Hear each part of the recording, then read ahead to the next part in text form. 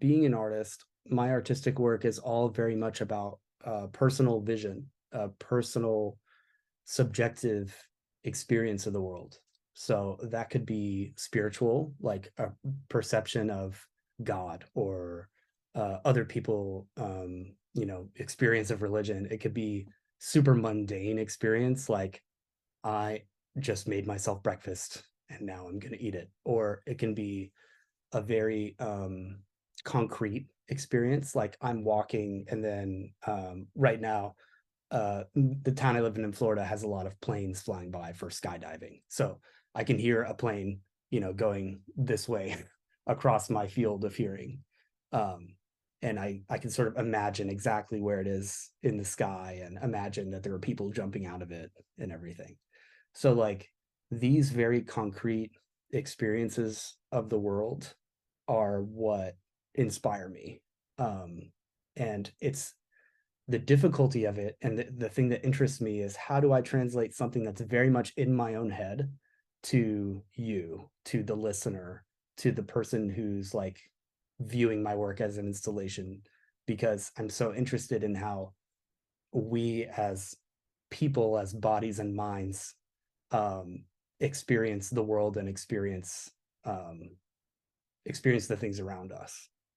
So all of my pieces and all my music has something to do with this in a different way. It could be a very abstract, very like intellectual way, or it could be in a very like approachable, kind of relaxed, kind of stupid way. Like I just wrote a lo-fi piece called Beach Day, which is like my impression of like a beach day. So it's on the very like programmatic, overly simple kind of way, all the way to the like uber intellectual, like I'm exploring these highfalutin concepts kind of way. I'm really sensitive to sound. And so one of the things that I do in most of my pieces, especially the ones that have electronics and video, are I focus really intensely on some little detailed sound or some little image of something that you would normally in life just kind of ignore or like maybe perceive for just a moment. And I sort of really like focus in on that thing and like make you kind of like marinate in it. Like I turn it into the basic material of something. Um, so this approach of kind of deep listening approach or like deep perception of the world is something that I want to encourage other people to experience. And I do think it's kind of it has to do with the body and actually like the way that we experience the world, but also like transcending the physical in a way, because I think once you attend really closely to some aspect of your experience, then it transforms your experience and um, you experience the world in even a different way. So this like attention in this way is really important to me.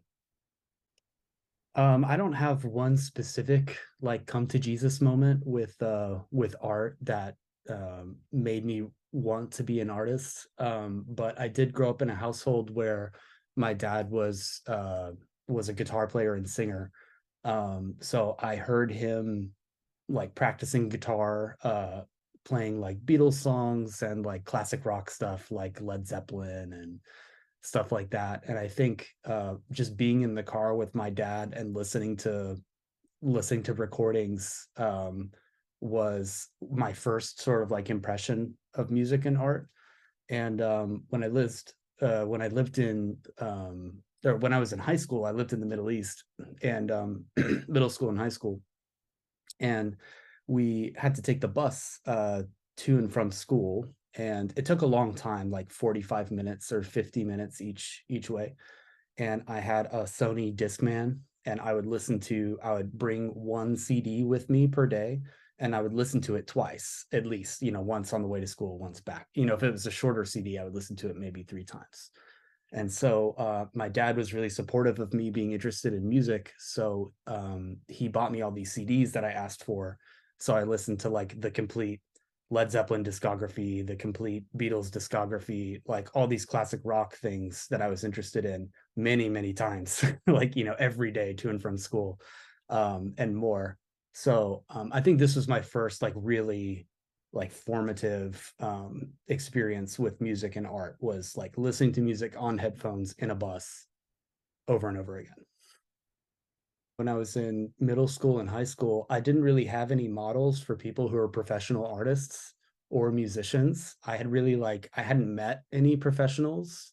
So I didn't even have like the idea that it was possible, really. To me, it was like everybody who was a professional artist was famous, like they were Jimi Hendrix or something. So only as much as I thought that I could be Jimi Hendrix is what I thought, like, oh, I want to make this, you know. um, but for at first I think it was just falling in love with recorded music was my first thing, and I don't think I didn't have the idea of like, oh, I want to do this, not until I got to college and started studying music that I really realized like, oh, I can write this, I can record this myself, I can do all this stuff, which I now do. I mean, I definitely spend a lot of time sort of daydreaming and like chewing on ideas for things. And I keep I keep journals, and so I'm always like writing down small ideas or snippets of things. Sometimes I never read it again, but it's like it's always percolating. uh so I mean, my process, it really depends on the piece, on what I'm composing. If I'm composing like jazz music, like I've been doing quite a lot of for the past year or so, that's a very different, like way more informal process than my like concert music, let's say. So with jazz, it's often like I'm just playing around, like improvising on the guitar or on an instrument, and then I come across some little nugget of an idea I like, and then I just keep I'll record it and I'll like play on top of it, and I'll keep playing around with ideas until it gets to a place where I'm like, oh, okay, I like that. And then I'll make a demo recording of it, a better recording, or I'll notate it down and then start to like get it in a presentable place. But yeah, for me, recordings, making recordings and re-listening to them and improvising with them and cutting them up and doing things to them is a really big part of my process. I think working, the traditional composer, I guess, works with like the piano, like acoustic piano and uh and staff paper. I really prefer the interface of like a digital audio workstation or a computer and recording for my work. So for example, this piece for Modelo, um, I have to notate things so the musicians can understand what I want. And then I have so many uh, components of the piece that I want to exist, like sections or modules or whatever. So in that case, I had to generate a lot of notated scores. And then I have some deadline that I have to do that by. So my process is dictated by the way that the my collaborators and I have set up to communicate. So if it's through notation, then it's going to be like that. If it's working with improvisers, like with a jazz ensemble, then there will be some notation. But then, and so there's a point at which I have to write things down or put things in notation software. But then whenever we meet and work with the material, it's very different. It's like you do this thing kind of, you do this thing kind of, then we jam, and it's very organically kind of comes together. So as far as process goes, I think it's, I have the things that I create for myself that I don't usually release and people don't hear. And then I have the materials that I have to create to communicate with my collaborators, with other musicians or with other artists. And then I have all the material that results from that, from the performance or an installation or whatever it is. Yeah. I'm sort of a junkie on works about creativity and people who write about like routines kind of thing. So I teach a whole class called Creativity and Work, where we talk about like how to practice creativity in your work life. And so I've read and teach a bunch of content about like having writer's block and this kind of thing. For me, it's often like if I have too many options, that's when I get paralyzed. So like we were just talking about all the different things that go into this piece for Modelo. And that was the hardest part. It's like I have 6 weeks, let's say, to work on the media, the multimedia part, and I have so many possibilities of how I could do things. That's difficult because I see all these potential ways to solve technical problems, to do interesting creative things. And that's what gives me pause, like, should I do it? Like, this way looks interesting. I've never done it that way, but this way I know how to, it's, and then I can get paralyzed that way. Um, what was really helpful was, and what always is really helpful, is talking with the people who are actually going to be producing the work with me and talking about the very practical technical aspects. And then that helps me to like ground what I'm doing in all the like specifics of reality. And that's really helpful for me. I need that. Yeah. So I kind of need somebody to tell me where my limits are. And I find that very helpful. I mean, for me, a lot of the question about like I want to make a new project. Let's say I'm going to do an installation project, which I have a couple different ideas for installations. All of the creative questions for me are basically guided by and controlled by the technical possibilities of what I have. You know, like if I can bring in 1,000 living plants, then like, which would be so cool. I would love to do that. Then I will make a very different piece than if the only way I can do that is if I bring in all 1,000 plants myself, right? Then I'm not going to do that.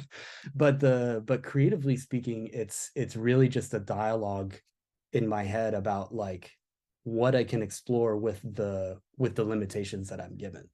What I'm really curious about and what I would love, the problem I would love to have is if like some giant orchestra with a choir and like a huge multimedia thing said like, do whatever you want for an hour and a half and write whatever you want for all of our materials. That would be really really interesting and difficult for me because then it's like, wow, I have so many options. Then the question, it becomes a totally different question of like, well, what do I explore? Because I can explore so many different things. I have lots of ideas, and then I think it would be a matter of assembling a creative team and like coming up with a direction together that we can explore collaboratively. Um, because that gives me a ton of energy whenever I'm working with really amazing artists, you know, who do things different than me, and we could complement each other and come up with some work that we could never imagine by ourselves.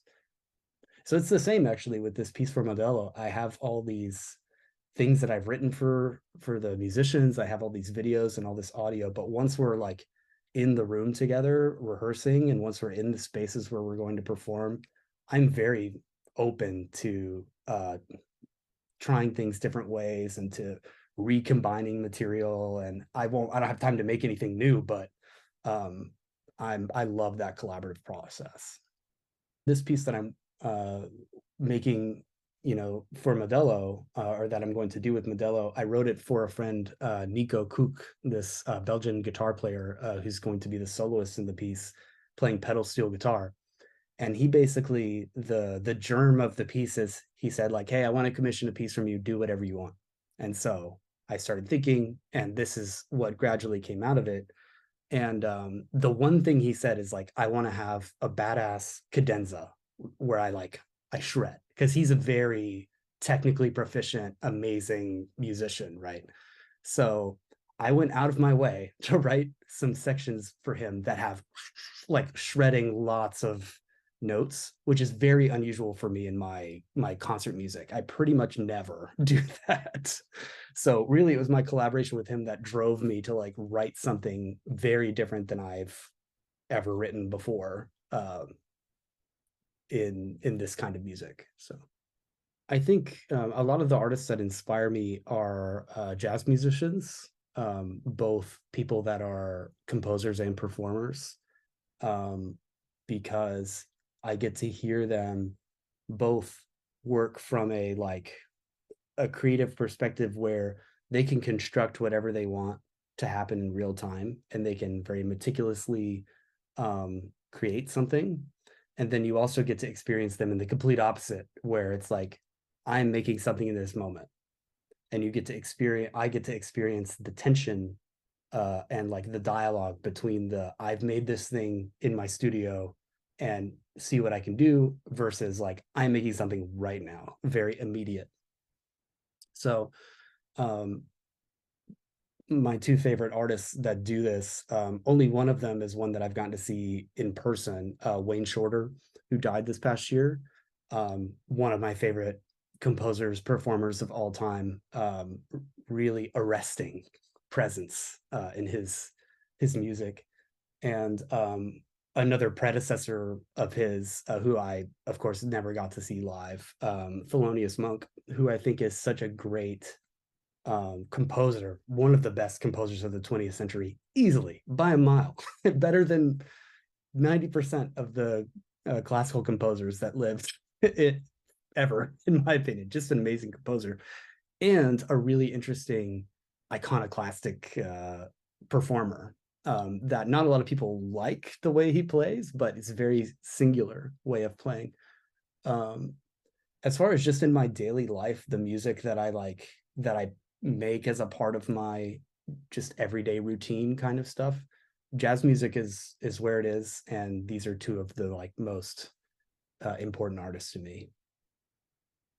I have three large series of works right now that currently exist. One is the Nocturne series, which I started in, I think it was 2010, and the last piece I wrote for that was maybe in 2016, 2017. And there are, from what I can remember, 8 or 9 pieces in the Nocturne series. And those pieces are all about one specific place and time.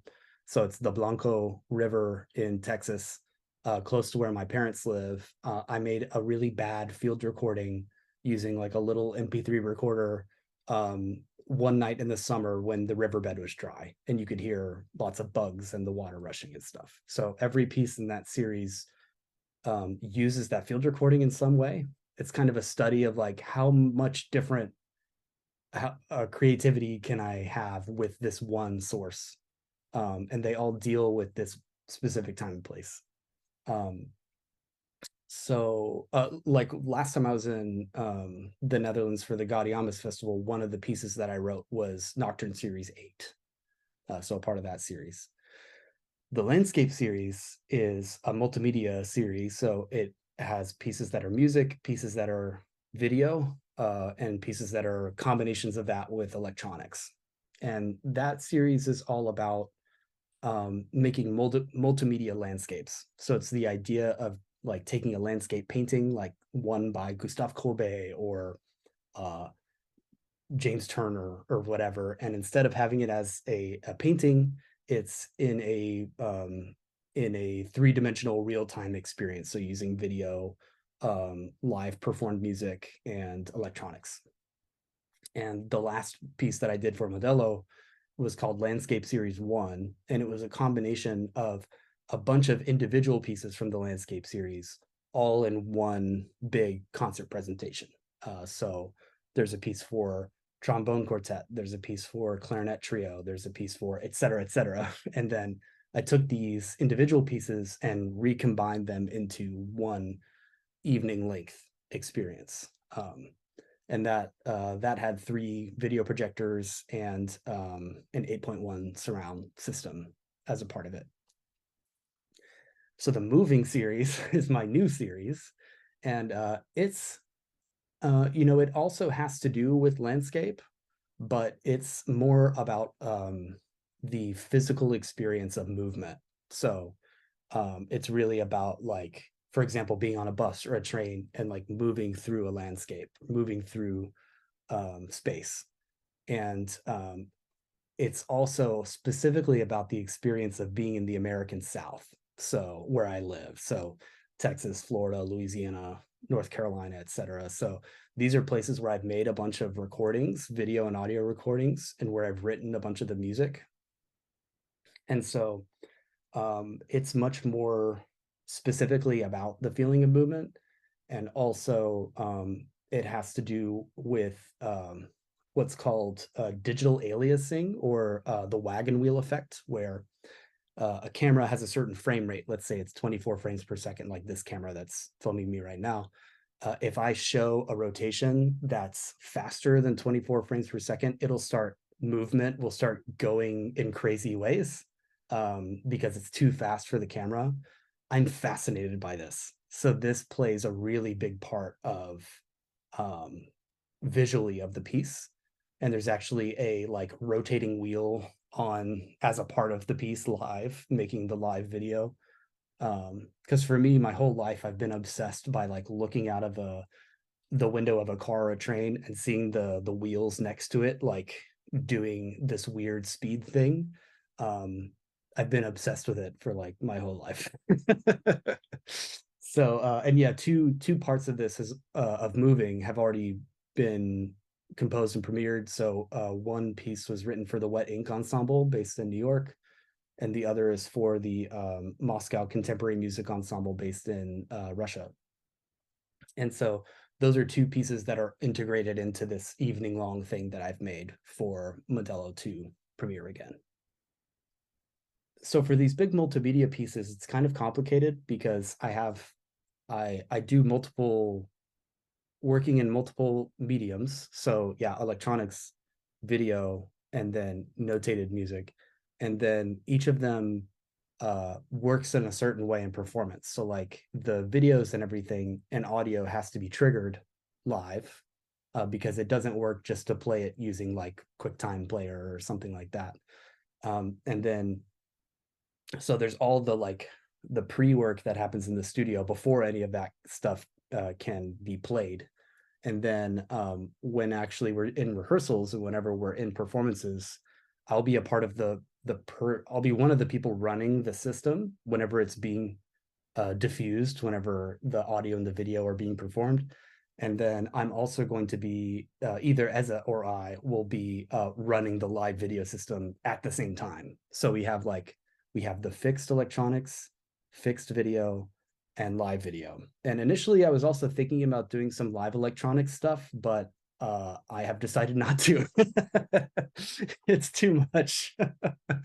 So, but this is the first piece where, I in previous pieces I've had fixed materials that are like triggered in real time, but this is the first time that I have, in addition to that, also live elements that are happening in the moment.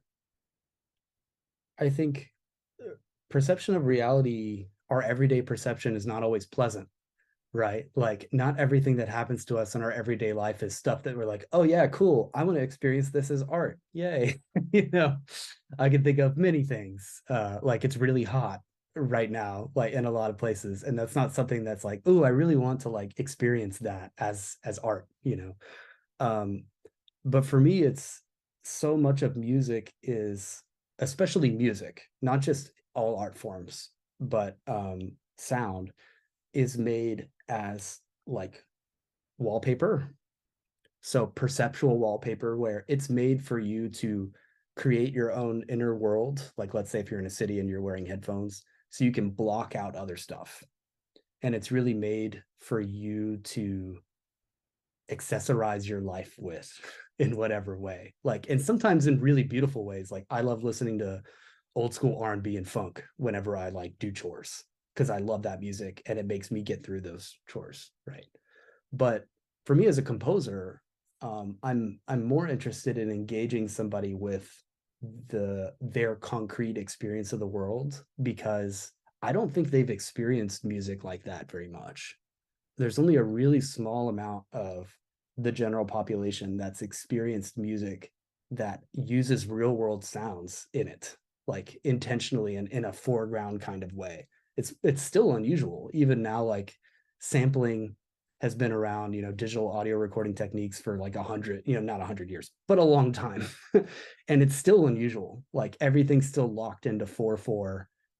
Everything's still like really up in your face and pretty and trying to like get you um grab onto you. So I'm more interested in the music that engages us like the moments before you go to sleep when you're like half in a state of waking, and how you perceive everything around you. I think that's a really beautiful perceptual space to make art in, rather than it all being about um, the normal mode of music presentation, whatever that is. Because I can do that too. Like I can do that all day. It's fun, but like I don't think it's been everything else hasn't been explored enough for me. My file database is insane for this piece. I've been making components of this piece. I think the earliest is 2018. So it's been a long time coming. That's unusual for me to work for 5 years on a piece. So part of working on the piece this year and finishing it has been trying to understand, like, okay, where was my head at in 2018 when I had a lot of these specific ideas, and how can I relate those ideas to what I'm doing now, and what I envision for happening in the Netherlands. Um, I bounce a lot between doing the different, so I have ADD or ADHD or whatever, and so I'm always like wanting to bounce between different things. And so I'll bounce between shooting and editing video, and recording and editing electronics, and composing and notating music for instrumentalists, and thinking about how it's all presented together and the concept of it, and researching the concept behind it um constantly. So I'm just always bouncing around. So if you look at, I like, what I want to do is just pull up my folders so I can show you, like, here are all the video sessions that I've been making for the past 5 years. Here are all the audio sessions. Here are all the max patches. Here are all the whatever. um because for any given moment, I'll just get more interested in one thing than the other. So I started bouncing around. um but there was a summer where I bought a pedal steel guitar, which is what Nico the soloist plays. And then pretty much just from me playing around with the pedal steel, I was able to write a ton of information, a ton of music. And so that summer was really like pedal steel summer. um and then this summer, I shipped the pedal steel off to Nico. So goodbye pedal steel. Now I have to work on other stuff. You know what I mean? Um, so it's been kind of like a marathon experience, working on the piece and taking long breaks in between. Like, okay, well, I don't know when the premiere is going to be, so I'm going to stop working on this part of it until I know more details. Um,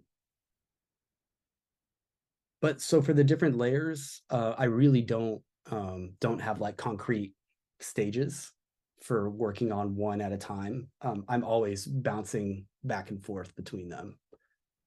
So I end up doing a lot of where, like, okay, I'm in Adobe Premiere Pro, but I want to go do something over here in Logic. So I'll like bounce down a demo of whatever video I have, take it into Logic, work on the audio for a while, and then I get satisfied with the audio to a point. So I bounce that and I bring it back into Premiere, and it just keeps going forever. Insert like After Effects and other stuff in there too.